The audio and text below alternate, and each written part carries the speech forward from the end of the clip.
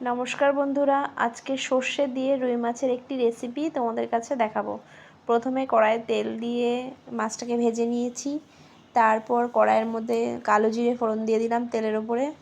কালো জিরেটা একটু ভাজা ভাজা হয়ে গেলে তারপর দিয়ে দিতে হবে একটু রসুন কুচি। রসুন কুচিটা দিয়ে ভালো করে একটু নেড়ে চেড়ে নিতে হবে।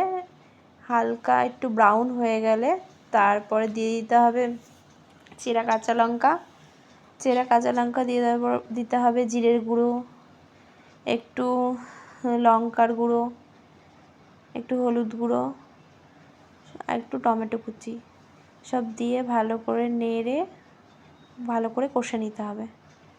একটু কষে নেওয়া হয়ে গেলে তারপর সর্ষের বেটে এটা ছেঁকে রাখা হয়েছে, সর্ষের জল বের করে নেওয়া হয়েছে, ওইটা তারপর দিয়ে দেওয়া হয়েছে কড়াইয়ের মধ্যে।